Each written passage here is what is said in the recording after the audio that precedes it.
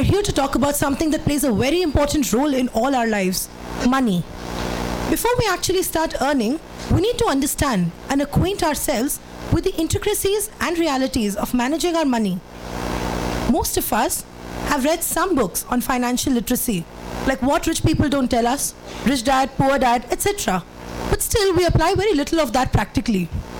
There is no better time than today to get financially savvy and to help us understand the financial issues better.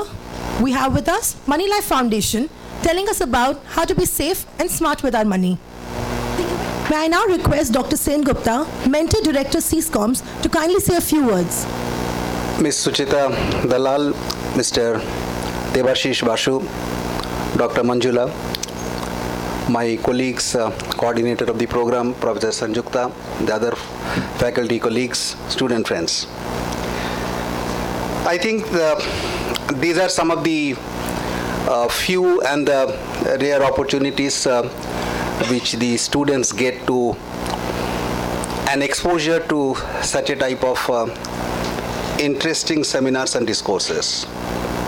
Many of you may not be in a position to understand, so please note down your points. And though I think at least 30 minutes time has been earmarked for the Q&A, but even if it's a little bit more, that doesn't make a difference to us. But we would like that you ask as many questions as possible, because that's the only way possibly you will take forward the decision, and this will help you out. So once again, on behalf of all of you, I welcome the Mr. Dalal and also Mr. Basu, and I wish them a very wonderful and interactive seminar. Thank you very much, madam, and thank you very much, sir. Thanks. Good afternoon, everybody. Okay, as Professor Sengupta said, it's an interactive session. It's got more to do with the life part of Money Life, and I hope this is something that you don't have in your textbooks, but it's going to stay with you for the rest of your life. So let me start. Our sessions are very clearly divided. So Debashish is going to talk about investments. I talk about how to be safe with your money. And as I was telling your professors earlier, we never used to do this for students, because we said they have to start earning before they start listening to what we're saying. But we find that we've done a few recently, and students have liked what we say. And there are some things, it's about money, okay? And as they say, it's all about the money, honey. You don't have the money, you're not even going to be here in college. So whether it is spending, whether it's holidays, whether it's your clothes, home, education, whatever, there's nothing that, you can do without having to put your hand in your wallet, right? So being smart with what you earn is the core to everything that you're going to do henceforth when you pass. I mean, I'm presuming that most of you are here with your parents having paid your fees and not on education loans, but you graduate from here and you begin an entirely new cycle of life. So let's start with some basics, okay? Everybody thinks that you're here in management school, so you understand money. Am I right? Yeah? Okay, we're going to see how true that is. Then there are a lot of women who think we don't understand money. So it doesn't matter if they're PhDs like Dr. Jagat Ramkar. They say, I don't understand it, my husband does it for me, okay? Or my brother does it for me in her case. Somebody else does it, because women think that they don't understand money. And the truth is quite vastly different, okay? One is that smarter people are easier to cheat. This is a global research statistic. So don't say that you're very smart and that's why you handle money well. That's not what surveys say, okay? Smart people are easier to cheat. High-achieving professionals are more likely to be defrauded. And ever since we started Money Life, we have this whole bunch of stories about doctors. And we keep saying you have to be 92% plus before you get into medical school. And the biggest blunders, someone losing 6 crores, someone losing 3 crores, and some of the funny ones I'm going to tell you now all come from doctors. But believe me, there's everybody. There are the engineers, there are the rocket scientists also who are losing money over here. A lot of them lose money to what is called the advance fee scam. Okay? It is the most successful scam in the world, very successful in India also. So I'm going to run you through a lot of them, because everybody, when they read the papers, and I'm sure none of you look at it very carefully, we as journalists, it's our job to look at those stories. So we look at them very carefully. You probably skip through it and say, okay, yet another guy being cheated, but you need to look at it. And we're talking here about global losses. Look at the billions of dollars we're talking about, right? And this is reports. So now let me start with this really funny one about this doctor in Shivaji Park. This was a story in Mumbai Mirror. What she did is that she had 4 people who came to her and said that we have this chemical, and they had 4 pieces of paper with a currency note on top, and they said we use this chemical on the currency note and it quadruples. Okay, so madam believed it because they showed it to her, they demonstrated, then they took a couple of lakhs from her to buy the chemical, apparently from Nepal. I didn't know Nepal has miracle chemicals, but she believed it. And then they told her, come to Lonavala with 25 lakhs in cash. Okay, she takes that money, she goes there, they pretend there's some kind of fire, and they say, oh, bad luck, you know, it's all got burnt, and now we'll have to start all over again. And she's still waiting for them to come back with the chemical. She finally realizes, because then they tell her, sorry lady, you're not going to get anything. And she says, I'll report you to the police. And they said, you report what? This was your black money in any case. And you know, doctors are notorious for not paying their taxes. You pay in cash, right? Most of the time. So she had this kind of cash. Now, this is a true story. It's in the paper. This is a Mumbai Mirror story that I'm picking up. I'm going to stop here and ask you a few questions. So, what do you think? The doctor was right in going to the cops? Anyone? Yes? Okay. And the cops were right in going and picking up those guys and putting them in jail, because that's what the story is? Yes? Anyone has any ideas about what is wrong with this case? Smart people get fooled more easily. So what else? Anyone with what's wrong here? Lessons in life. First, counterfeiting currency is a crime. Okay? It's a crime under the IPC. You are not allowed to counterfeit. You're not allowed to have material that counterfeits it. You're not allowed to have currency that, some paper that looks like currency. And this is a serious offense under the IPC. It is 7 years to life imprisonment and a fine. And could be all 3. Right? So first of all, this woman, so the black money part which the scamsters told her was correct. It's all her black money. She still has the guts to go to the police. First, 25 lakhs in Lonavala, one woman. I mean, if you read the papers, people have been murdered for much less than that. I mean, I think she's a damn lucky woman that she's alive to tell the story. Right?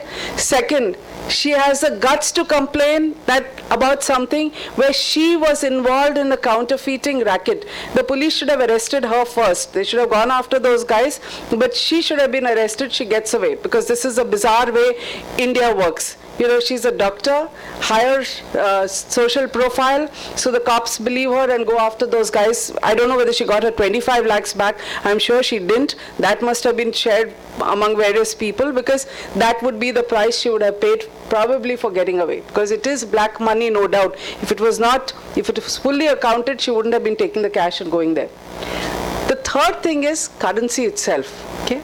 I mean, you have to have some basic understanding. I keep saying it's all about the money, honey. If you don't know what that piece of paper is and what is it all about, what on earth are you going to do? Someone paints a chemical and you think money is going to quadruple? I mean, surely you have to know a little more about your currency notes, isn't it?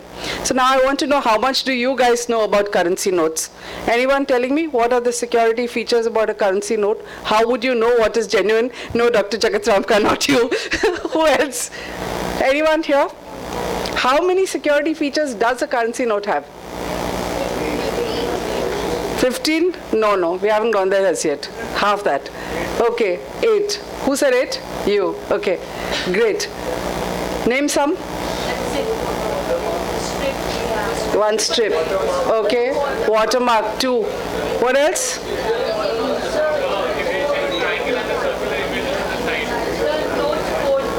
What is it? It's a ridge. It's meant for blind people to be able to figure out. Okay. Code. Okay. So let's just go through this.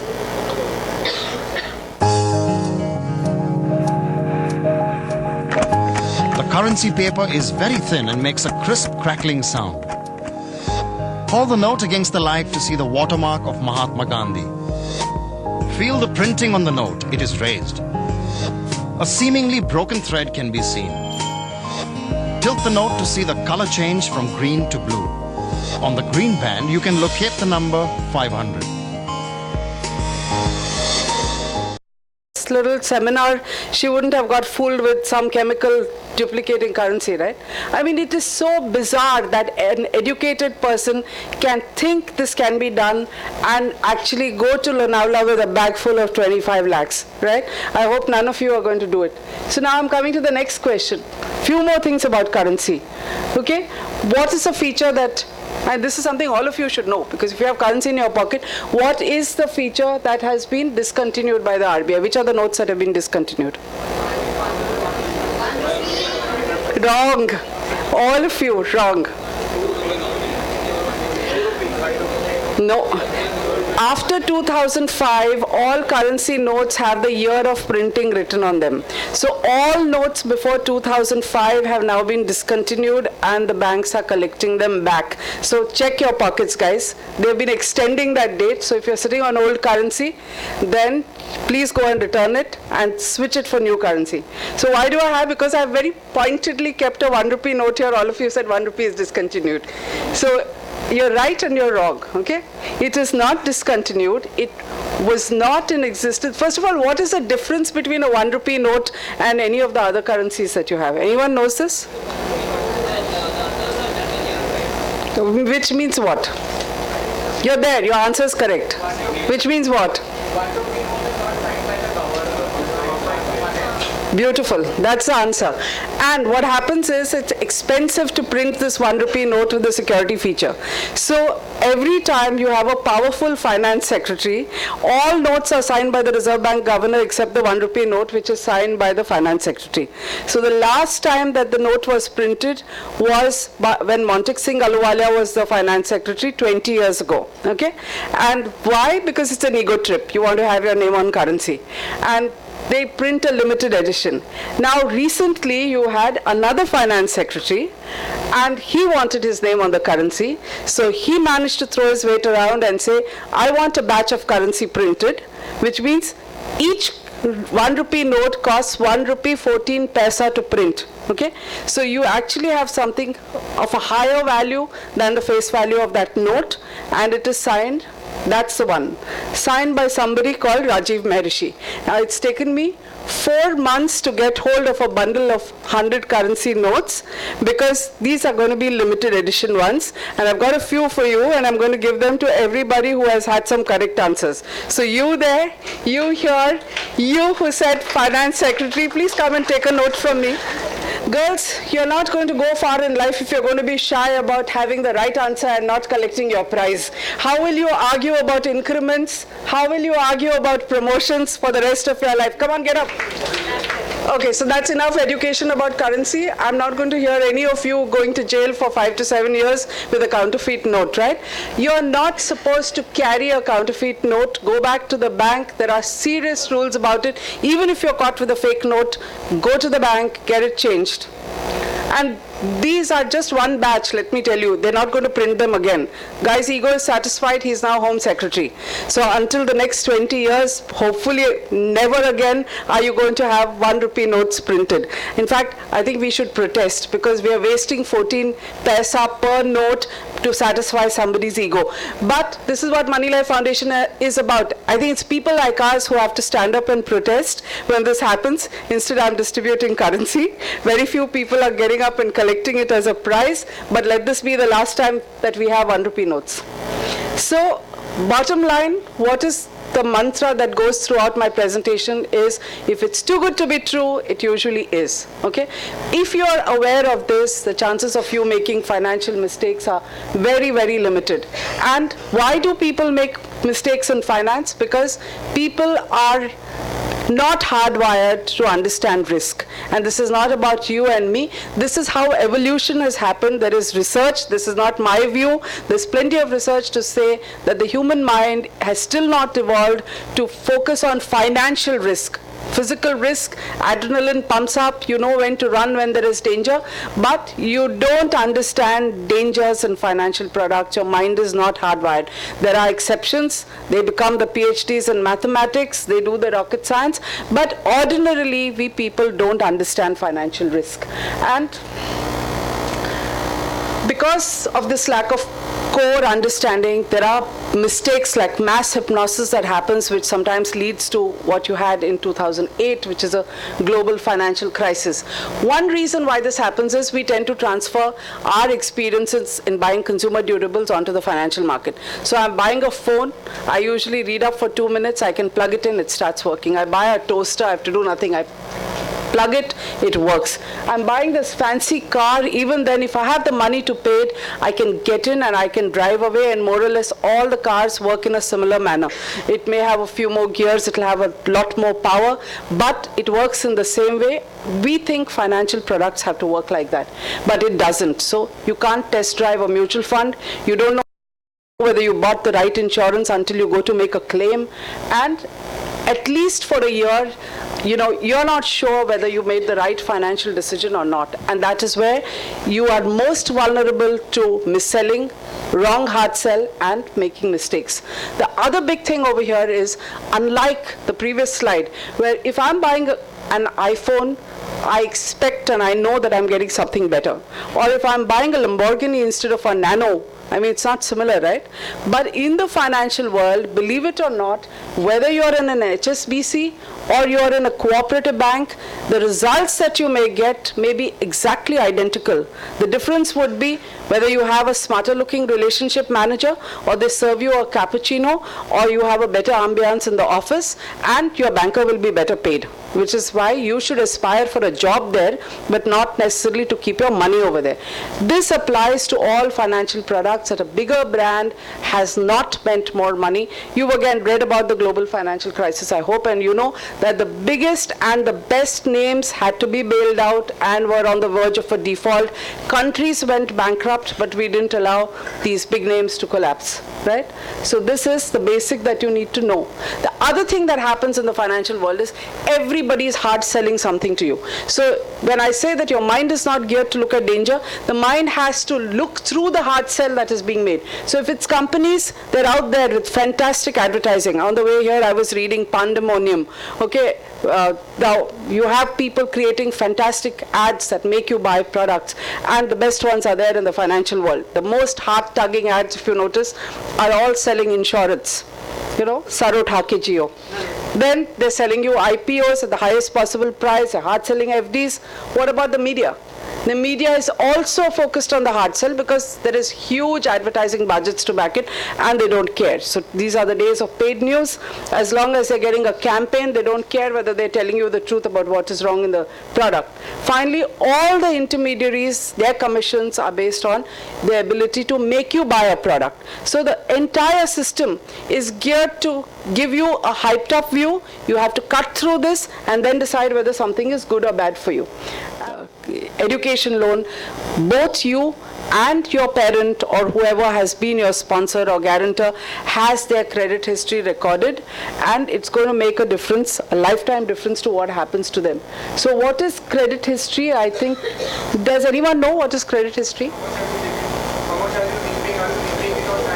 Absolutely, yeah. That's a credit score, exactly. And not only that, they now just get, the recovery agents get after you to recover the money. So if you think that you're going to go abroad and you will escape, they are tracking you through social media. They are ensuring, I know a very, very celebrated management guru who went to the US dumping his IIM Ahmedabad bond. 7 years later when he came back to India, they ensured that the money was paid. Okay, so he couldn't step back into India until he paid it. And it, as law stands now, and people like us are saying that it should be in your books for 7 years and it should not affect you afterwards. But for 7 years, which is the key time when you want your motorcycle loan, when you want your home loan, when you want your car loan, it is going to dodge you. You will not get any of those loans if you make a mistake on the education loan and on repaying it in time.